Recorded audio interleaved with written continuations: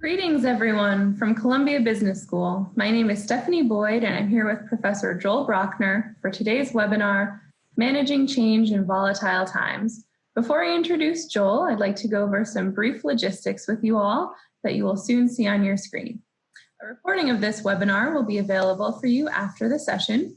We encourage you to please tweet about the webinar using the hashtag CBSExecEd. And most importantly, we want to hear from you during the webinar. Please type your questions into the Q&A box, and Professor Brockner will answer as many as we can in the last 10 minutes of the session. So it is now my pleasure to introduce Professor Joel Brockner. Joel is the Phillip Hettleman Professor of Business at Columbia Business School. He's an expert in organizational behavior, particularly in the realm of change. He is the author of the award-winning book, The Process Matters. Joel teaches the MBA course, Managerial Decision Making, the PhD course, Individual and Collective Behavior in Organizations, and is the faculty director of many Columbia Business School executive education programs, including Leadership Essentials and High Impact Leadership, both of which are running in a live online format this autumn. And just last week, Joel received the 2020 Academy of Management Lifetime Achievement Award for Distinguished Scholarly Contributions to Management. Congratulations, Joel. I'll be back in the last 10 minutes for Q&A, and we'll turn it right over to you, Joel, for a topic that is on everyone's minds, managing change in volatile times. Thanks for that kind introduction, Stephanie, and welcome to everyone, wherever you might be. Stephanie indicated the title is Managing Change in Volatile Times, quite challenging. There's been a lot of clouds on the horizon in the pandemic in recent months, making things as leaders particularly challenging. But one thing I would add to the very real challenge and dark clouds on the horizon that we're all facing is that there's a silver lining. And the silver lining is that leadership matters. Conditions are such that what you do in your leadership roles has more of an effect than it would be under other conditions. And I say that for two reasons. As you see, two conditions magnify the effects of leadership for better or worse. One is the fact that we're operating in unprecedented times of uncertainty. It seems like the answer to most important questions that we have on our minds are things like, I don't know, not clear, we don't know when we will know, major uncertainty. And what uncertainty does, in addition to stressing us all out, is it magnifies the effects of what leaders do, because in the face of uncertainty, we're oftentimes looking for guidance and direction, and leaders are in a position to offer that for better or worse. Or contrast that with a more steady state environment where people pretty much know what to do. They're not looking for so much guidance and direction, and therefore what leaders do is less consequential. So uncertainty magnifies the effects of leadership. The other condition that I think is rampant that makes leadership effects more pronounced is that I think we're all finding ourselves having to make the so-called tough decisions, being the bearer of bad news, saying things to people like there are going to be layoffs, there are going to be furloughs, there are going to be job pay cuts, and careers are on hold. Lots of bad news that we have to deliver to people at times like this. One of the things we know, and I'll show you a summary of research findings momentarily, is that when people have to be the bearer of bad news, how they go about it is much more consequential than it would be when they're being the bearer of good news. If people are getting good news, they don't really care so much how they got there. All's well that ends well. But when we're in leadership positions and we have to be the bearer of bad news, how we go about it really matters. Let me illustrate. And again, this is a summary of research findings across many different organizational events, scenarios, whether it's change management, whether you're making a more small scale decision like giving somebody a performance appraisal. What we look at in the various studies is how people react, their productivity and morale as a function of the favorability of the news. Are they hearing something positive or negative? Or they, and as well as the quality of the process. How was it handled? And just to illustrate, when when people get good news, when outcome favorability is high, on a scale of 1 to 10, they tend to react pretty positively. They react a little bit better if the process was handled well, they give it an 8. Then if the process is handled poorly, they'll give it a 7. But in both cases, people react positively. It doesn't really matter how they got there, the process. Contrast that with when people are on the receiving end of bad news, when outcome favorability is low. That's when the process, how it was handled, really matters. So if people get bad news and the process is handled well, on a scale of 1 to 10, it's not a 10, they're not thrilled. It's more like a 5, more like kind of a lukewarm, grudging acceptance. If they get that same bad news and the process wasn't handled well, then they are feeling particularly aggrieved. So think of this way, 5 minus 1, that's a 4-point effect of the process when outcomes are unfavorable, much greater than 8 minus 7 or a 1-point effect of the process when the outcome is favorable. So again, we're operating under conditions of uncertainty, of being the bearer of bad news, and that's when how you go about doing things really matters. Let me give you one example of an organization that had to be the bearer of bad news. Let me see if my slides seem to have jammed here. Let's see if I can move it out. I'm going to stop sharing for a moment. Bear with me, folks.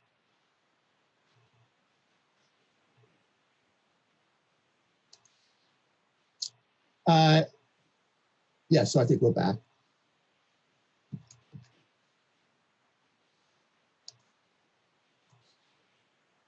This is what I was showing you momentarily. And here's an organization that handled tough decisions well.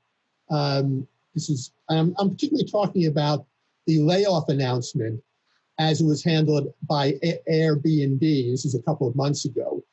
And there's both what was said as well as how it was said. I encourage you to go online. It was in early May and take a look at the analysis of how Airbnb went about announcing what was clearly bad news. They were laying off 25% of their staff. First of all, I was particularly impressed with the basis of who was going to stay and who was going to go. All job reductions were related to future business strategy and the capabilities needed going forward. So in other words, what they looked at was, what do we need in order to be successful going forward? And who are the individuals who we think are both willing and able to provide us? So it didn't necessarily mean that people who were very important in the past would stay on, people who were very successful in the past. No, it was really a function of looking towards the future. A second thing that they did very well was to do as much as possible for the people who were losing jobs. They were quite generous in terms of their severance package. They even went through the extra step to help people who were losing jobs find jobs elsewhere. Oftentimes that is farmed out to another firm, an outplacement counseling firm. No, Airbnb actually took it upon themselves to try to help the people who were losing jobs find suitable employment elsewhere. And also the way in which it was communicated, rather than hearing through a Zoom impersonalized correspondence, they strove for, as much as possible, one-to-one personalized communication to those people who were losing their jobs from somebody with whom they had a relationship. And the closing line from the communication from the CEO, Brian Chesky, was also very impressive in terms of its compassion, authenticity. As you see, I'm very thankful for everyone here at Airbnb. I have a deep feeling of love for all of you. I'm truly sorry. Please know this is not your fault. The world will never stop seeking the qualities and talents that you brought to Airbnb. And this was consistent with the rest of the communication. Again, very heartfelt, very authentic, a real way, a very classy way to handle a tough decision. So this is a good example. I'm going to move from a specific example to first a broad, kind of overall framework of whenever you're trying to bring about change, what the agents of change must do. And the S in agents is quite intentional. It takes a village. As we will see, there's a lot to do whenever you're trying to bring about change. And if nothing, we are dealing with change in a major way right now. And the agents of change need to do all 4 points on the screen. So first, this might be the easiest one given the current situation, what we call surface dissatisfaction with the status quo. In other words, make it clear why the change is necessary. I think in most cases, it's pretty obvious to people why a lot of changes, most notably furloughs and layoffs and job cuts and the like, have had to be introduced.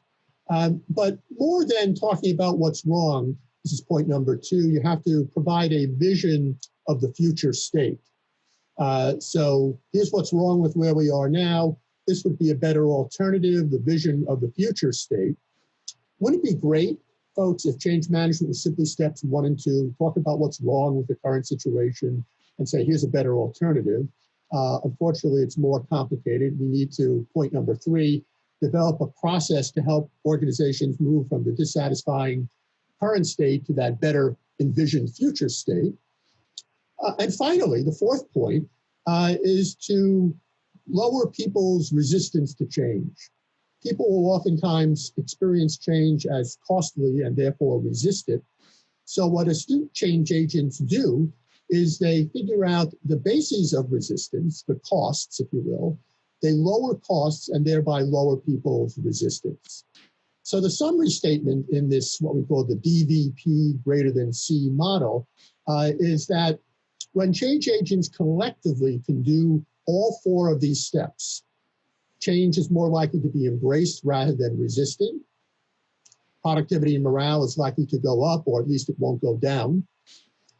That's the good news. The challenging news is that this is one of these models where all 4 of the elements need to be handled well, right? Think of D being 100, V being 100, and P being 0.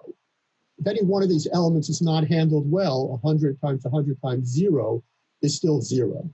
So in that sense, it is a very challenging model. It doesn't say that you as an individual actor have to be great, but it does say that the set of actors who are responsible for bringing about change need to do their jobs. Now, this is a broad overall framework for thinking about change, large-scale change, small-scale change. Let me close by giving some specific examples from this overall framework. So here's an example of surfacing. Joel, I'm sorry to interrupt, but we've had a couple comments asking to go full screen. So even though it may not be working on yours, if you don't mind, I'll share it on my screen. Please do. We can go in full presentation mode. Please do, and then I'll ask you to move forward. Yep, so if you unshare your screen, I'll go ahead and share mine. Sorry, everyone, for the temporary pause.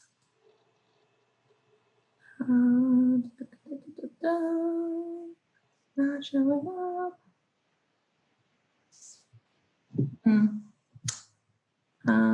Okay. There we go.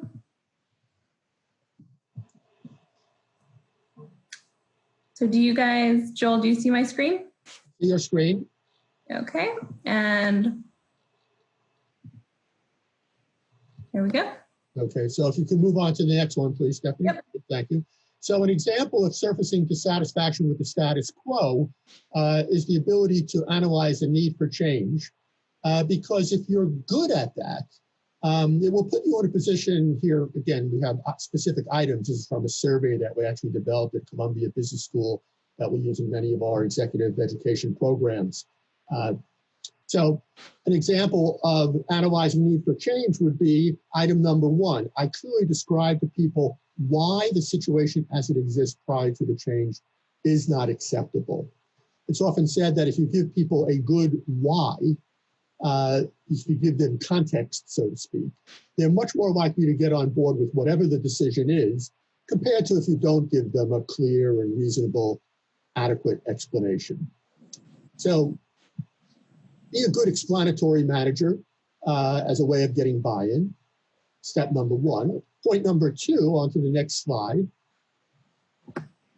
Again, this idea that you not only have to talk about what's wrong with the current situation, but you have to show people a compelling vision of the future, a better alternative. And you see how I've defined vision, mental image of the desired future state of the organization. And an example from the survey is item number 6. I remind people of our common vision throughout the change effort. And I think the operative word here is remind. In situations of change, it's easy for people to get distracted. You know, you've got to keep your eye on the prize. What are we all striving for? So ongoing, regular communications of what the common vision is very much what is needed. We can move on to the next slide.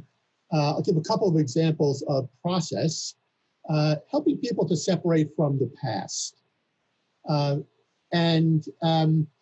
Item number 10, I'll read it to you. When telling people about the need to change our current practices, I show respect towards those practices that have served us well in the past. It's a little bit of an ironic item because it's essentially saying, just as we are moving away from how we've done things in the past, it would be appropriate for us to be respectful towards those practices and those people that we are leaving behind, right? And a very great way, a really good way to put this into practice is the use of ceremony. It's interesting that in our personal lives, we have ceremony around times of change, you know, birth ceremonies, confirmation, bar mitzvah, weddings, funerals, graduations. We have ceremony around times of change in our personal life. And the sociologists tell us this is because what ceremonies do is they acknowledge transition and thereby facilitate transition, right? So you might be thinking about situations in your own organizations where there was a celebration accompanying some transition, and it probably helped a bit. It made it easier to separate from the past, move on towards the future. Thank you, Stephanie.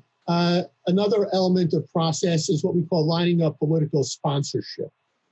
You know, it's interesting, there's a whole social psychology of change efforts. And part of what you need to do is figure out who the opinion leaders are. This is item number 18, who the key influences are in your organization in order to get their support, you know, for the change.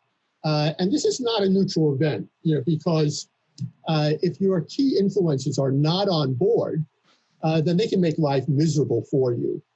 So you have to spend a few minutes, extra minutes thinking about who the opinion leaders are, who the key influences are, get their concerns, get them to buy in. And if they do, they'll help spread the message for you.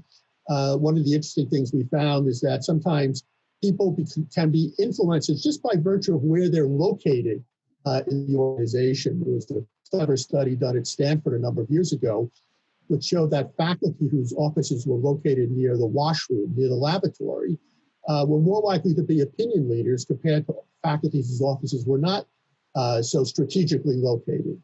And the reason for this was fairly simple. Because their offices were near the lavatory, there was traffic. And they saw people on a regular basis and had time to interact with them that people who would not be so strategically located would not have had. So think about who those key influencers are and spend a little bit of extra time with them to help them, have them help you spread the message that you're trying to get across. One more slide. And finally, in terms of dealing with resistance, reducing the cost of change.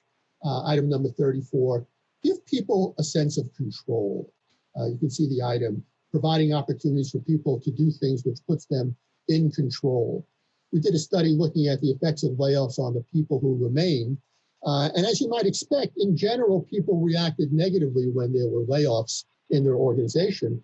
But it turns out that if they felt a sense of control subsequent to the layoffs, if they felt they had some autonomy, or if it was clear how their actions were making a difference, then for those people who felt a sense of control, it basically eliminated the negative effect of the layoff. So it wasn't the layoff per se, but rather the lack of control typically that goes along with layoffs that demotivated and demoralized the remaining employees. So the punchline here is trying to provide a sense of control by way of reducing people's resistance, to the change. So to sum up, I gave you kind of a mathematical way of viewing the DVP greater than C model. When doing one of these sessions, a participant wrote to me actually put it in what I thought was a much more poetic and clever sounding poem. So here's what I basically just told you in the last 15, 20 minutes in the context of DVPC. Dissatisfaction motivates change. A shared vision reduces the pain. Change managers know that barriers must go, but process is key. That is plain. Process, process, process, which when you're trying to bring about change is spelled DVPC. Thanks very much. Next slide.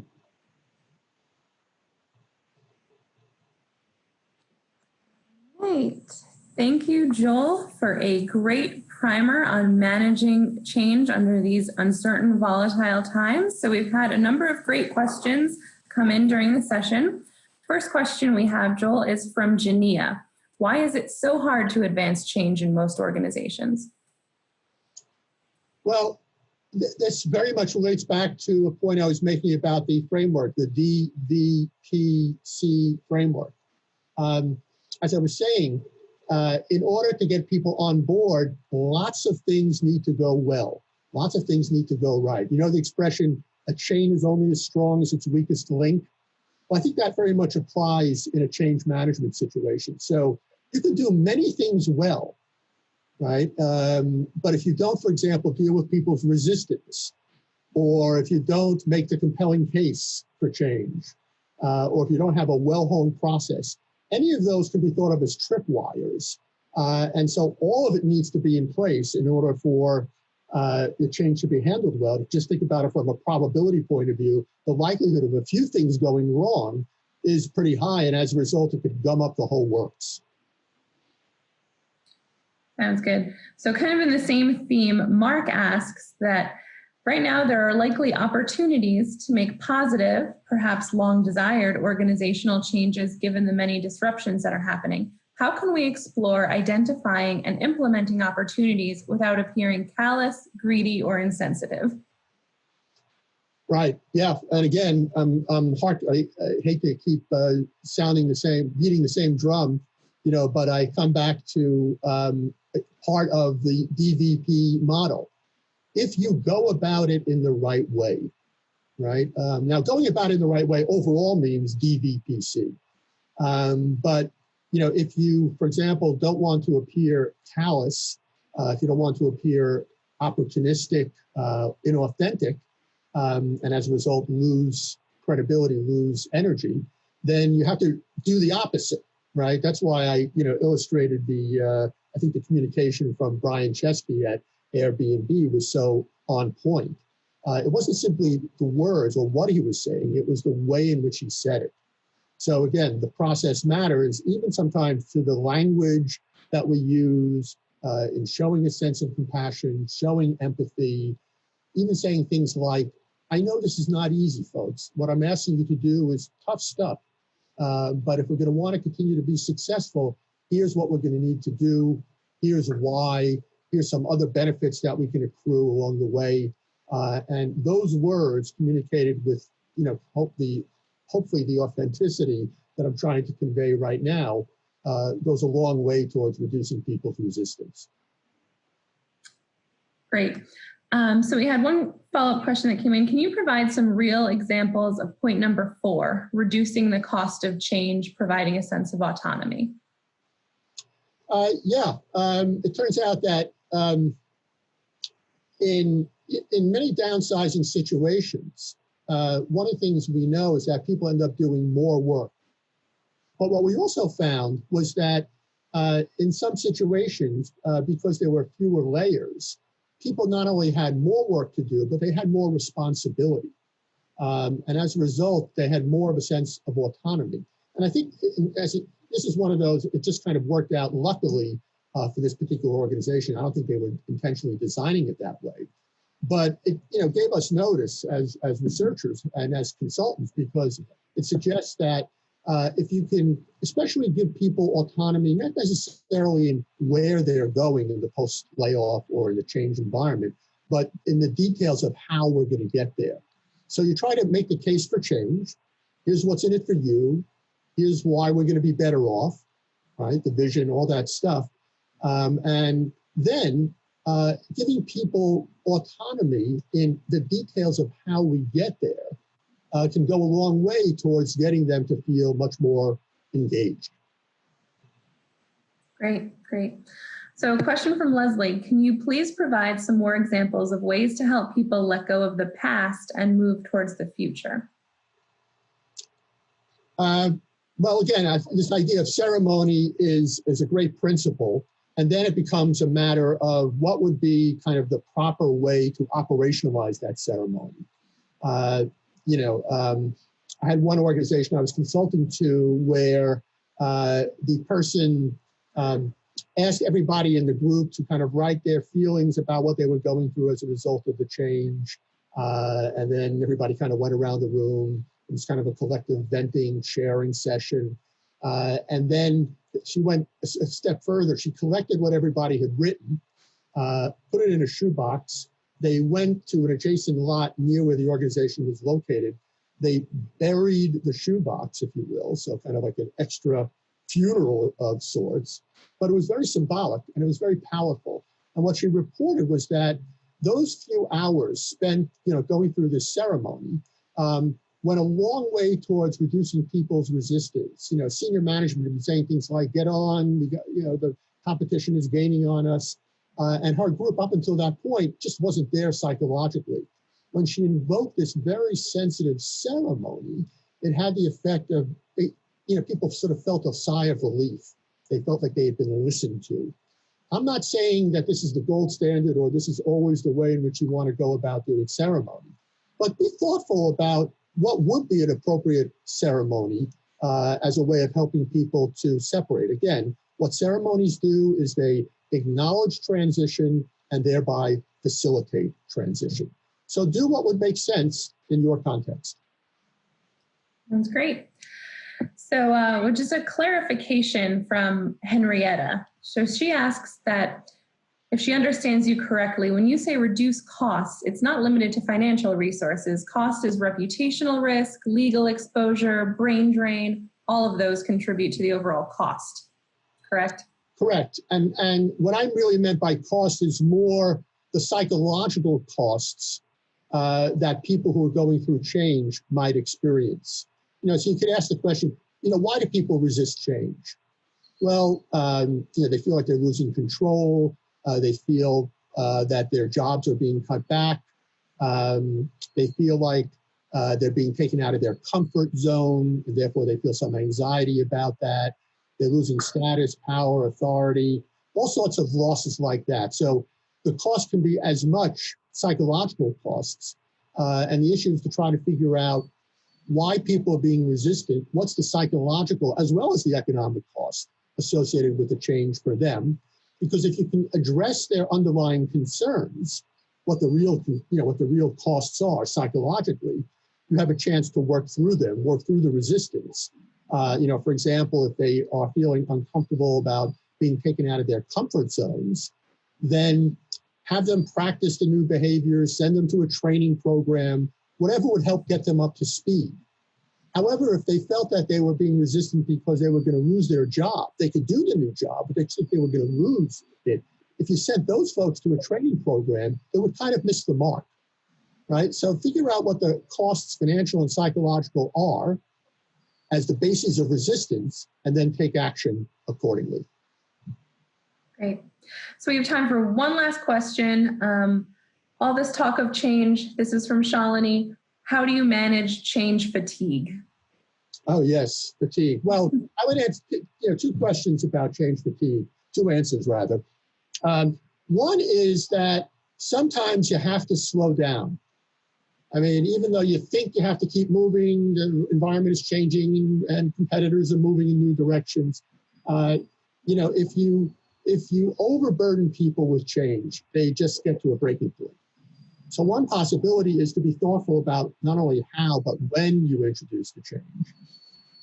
But my closing point actually, again, harkens back to the DVP model.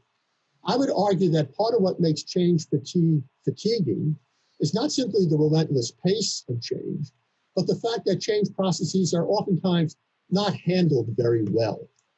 In other words, they don't adhere to the DVPC model.